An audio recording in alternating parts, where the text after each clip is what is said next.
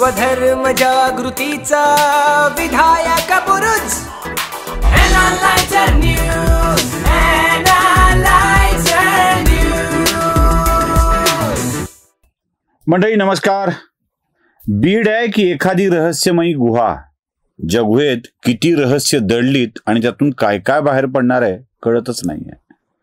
रोजचा दिवस उगवतो तो बीडमधून वेगळी काहीतरी बातमी घेऊन, आणि अशी बातमी ज्यामुळे महाराष्ट्र हादरून जाईल। एका जिल्ह्यात अशा किती लोकांनी काय काय करून ठेवलंय याची कल्पनाच नाही। या सगळ्याच घटनांच्या जोडीला एक व्यक्ती येतो, तो म्हणजे वाल्मिक कराड। आता नवीनच एक गोष्ट आली आहे, ज्यात वाल्मिक कराडचा संबंध होता की नव्हता हे येणारा काळच ठरविल। म्हणजे कुठेही वाल्मिक कराड असतोच असं कळतंय।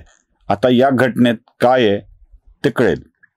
घटना अशी आहे की प्रसाद लाड यांनी सभागृहामध्ये अचानक औचित्याचा मुद्दा उपस्थित केला, पॉइंट ऑफ ऑर्डर, आणि या मुद्द्याद्वारे ते बोलायला लागले। 2-4 मिनिटं प्रसाद लाड बोलले असतील, पण त्यांनी सांगितलेली माहिती धक्कादायक होती। प्रसाद लाड यांनी त्यांच्या सोबत आलेला एक अनुभव विशद केला, ज्याच्यात रत्नागिरी बीड असा संबंध येतो। जर प्रसाद लाडांनी काय सांगितलंय ते ऐकूया। बीड जिल्ह्यातून कोणीतरी पत्र व्यवहार करून माझी खोटी सही करून 3,20,00,000 रुपये हे रत्नागिरीतून बीडला वर्ग करण्यात आले, आणि त्यामध्ये 36 कामांची यादी दिली, आणि वर्ग झाले, पैसे वर्ग झाले। त्यानंतर त्यांना काहीतरी डाऊट आला DPOला नवीन आलेल्या, त्यांनी तात्काळ मला फोन केला आणि विचारलं की बाबा हे एवढा निधी तुम्ही बीड जिल्ह्याला दिला आहेत का? तर मी म्हटलं असा मी दिलेला नाही। तर कॉपी मागवली असता लक्षात आलं की माझं लेटर हेड खोटं वापरलं आहे, माझी सही खोटी मारली होती, आणि त्याच्या पलीकडे जाऊन त्यांनी वेगळ्या पद्धतीचं आता काहीतरी नवीन सिस्टीम आली आहे AIच्या माध्यमातून, माझा आवाज काढून फोनवरती पण बोलले आणि सांगितलं की मी प्रसाद लाड बोलतोय, आत्ताच्या आत्ता तुम्ही निधी वर्ग करा। तर माझी सरकारला एवढीच विनंती आहे की हे माझ्या बाबतीत घडलं असेल, ह्याच्या आधी श्रीकांत भारतीयांच्या बाबतीत पण घडलं होतं, तर ह्याच्या बाबतीत सरकारने आता नवीन टेक्नॉलॉजी OTP सिस्टीम काहीतरी पद्धत आणावी। सरकारला माझी विनंती आहे की आपण ह्या बाबतीत एक तर पोलिसांना निर्देश द्यावेत, ह्या लोकांची नावं कळलेली आहेत कोण कोण आहेत ती, ते कोणी असतील कुठल्याही पक्षाचे असतील त्यांना अटक झाली पाहिजे। ऐकलत, 3,20,00,000 रुपयांचा जो निधी रत्नागिरी जिल्हाधिकाऱ्यांच्याकडे प्रसाद लाडांनी वर्ग केला होता, त्या निधीला कोणीतरी बीड जिल्ह्यामध्ये वर्ग करून टाकलं। बरं, प्रसाद लाडांचं पत्र दिलं, प्रसाद लाडांची सही केली, म्हणजे लेटर पॅड खोटं, सही खोटी, आणि त्याही पेक्षा भयंकर म्हणजे रत्नागिरी जिल्हाधिकाऱ्यातल्या जिल्हा नियोजन अधिकाऱ्यांना फोन केला आणि प्रसाद लाडांच्या आवाजात तात्काळ तो निधी वर्ग करून टाका असंही सांगितलं। प्रसाद लाड यांनी फोनही केला नव्हता, पत्रही दिलं नव्हतं। 3,20,00,000 रुपयांचा निधी वर्ग करण्याचा आदेश देण्यात आला। जेव्हा प्रसाद लाडांना कळलं की आपण हे केलंच नाही, तेव्हा ती कोणती 36 कामे, कोणत्या कामासाठी आणि कोण फोन केला होता, कुठल्या नंबरवरून आला होता, कोण यात बंडू नावाचा माणूस आहे, बंडू की खंडू की अजून कोण कळेल काय होतंय ते, पण हा निधी वर्ग करण्यासाठीची शिफारस केली गेली, सगळं खोटं वापरलं गेलं। बरं, प्रसाद लाड यातले एकटे नाही आहेत। असा प्रकार विधान परिषदेतल्या अन्य आमदारांच्या सोबत घडलाय। पहिला आहे तो निरंजन डावखरे, दुसरे श्रीकांत भारतीय, तिसऱ्या उमा खापरे। या 3 आमदारांचा निधी परस्पर वेगळ्याच ठिकाणी वर्ग करण्यात आला।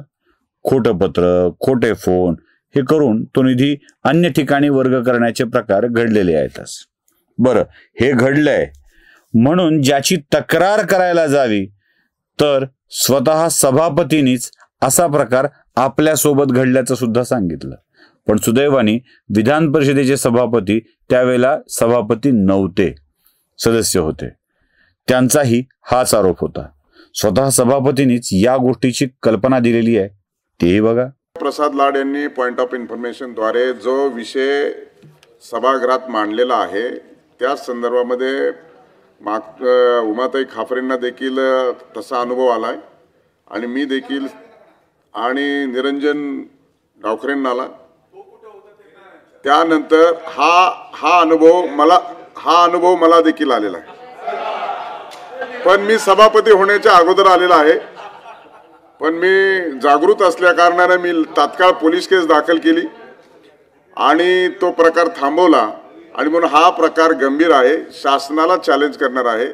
आणि त्यामुळं हा गंभीर प्रकाराची शासनाने दखल घेऊन अशा प्रकारची घटना घडणार नाही या संदर्भात काहीतरी कारवाई, ठोस कारवाई आणि धोरणात्मक निर्णय घेण्याची आवश्यकता आहे. पाहिलं, मला या सगळ्या प्रकारामध्ये आश्चर्य याचं वाटतं की आमदारांचं एक पत्र, जिल्हा नियोजन अधिकाऱ्यांकडून त्याचं नियोजन आणि तो वर्ग करायचा असेल तर त्याच्या संबंधीची काही खात्री करून घेणारी यंत्रणा आहे की नाही. म्हणजे आमदारांचं लेटरहेड तयार केलं, खोटी सही मारली आणि निधी दिला तर तो आपोआप वर्ग होईल की, आपोआप जाईल की. आणि ज्या आमदारांचं अशा निधीवर लक्ष नसतं अशाने काय करायचं, सगळी गडबडच आहे. त्यापेक्षा प्रसाद लाडांनी जी मागणी केली आहे की त्या आमदाराच्या मोबाईलवर एक OTP येईल किंवा काही कन्फर्मेशन येईल आणि ते कन्फर्मेशन घेऊन तो निधी वर्ग करण्यासाठीची शिफारस ग्राह्य धरण्यात येईल, असं काही करता येऊ शकतं का? ते जाऊ दे. या सगळ्या लफड्यात मला एक गोष्ट आश्चर्याची वाटते, ते म्हणजे रत्नागिरीचा निधी बीडला वर्ग करणे आणि 3,20,00,000ची कामे करणे असा प्रकार घडलाय. आता बीडला वर्ग करणारा हा माणूस कोण आहे? ज्याच्या बंडू नावाचा कुणी संदर्भ तिथे देण्यात येतोय, अनेक वर्तमानपत्राच्या बातम्यामध्ये येतोय. हा कोण बंडू? कोणाचा बंडू? कारण असे बंडू नावाची अनेक माणसं अनेकांच्या राजकारण्यांच्या जवळची आहेत, अनेक राजकारण्यांच्या जवळची आहेत. म्हणजे कुणा एकाचं नाव घेऊन धनंजय मुंडेंच्या जवळचे आहेत, त्यानंतर अजून एक फडणवीसांच्या जवळचे सहकारी आहेत, त्यांच्या जवळचे आहेत. ही सगळी कंत्राटदार आहेत, ही सरपंच होती असते सांगतात. मग जरा आता कसं होतं माहित आहे, म्हणजे एक बंडू सरपंच, मग सरपंच कोणकोणते बंडू होते, ते कोणत्या माणसांच्या जवळचे आहेत हे बघावं लागतं. काही प्रसाद लाडांनी पण याच्यामध्ये आता विचार करण्याची गरज आहे की हा जो कोणी बंडू आहे तो अस्तनीतला निखारा तर नाही आहे ना. म्हणजे कोणी आपल्या जवळच्या माणसांनी जवळच्या संबंधांना गृहीत धरून निधी वर्ग करून घेतला आणि बऱ्यापैकी त्यातून कमवायचा विचार केला असं तर काही नाही ना. हा कोण बंडू, कोण सरपंच आणि प्रसाद लाडांच्या निधीवरती दल्ला कोण मारला, या सगळ्या गोष्टी भविष्यात स्पष्ट होतील तेव्हा होतील. शिक्षा होईल, पकडलं जाईल. पण एक गोष्टीचा विचार नक्की झाला पाहिजे की बीड जिल्हा हा राजकारणाच्या दृष्टीने जेवढा भयंकर ठरतो आहे तेवढाच असे डल्ले मारण्यात आणि घोटाळे करण्यात सुद्धा एक्सपर्ट ठरतो आहे. एवढंच या बीड जिल्ह्याची प्रतिमा अजून डागाळली जाऊ नये यासाठी तरी काही तरतुदी करणं आवश्यक आहे.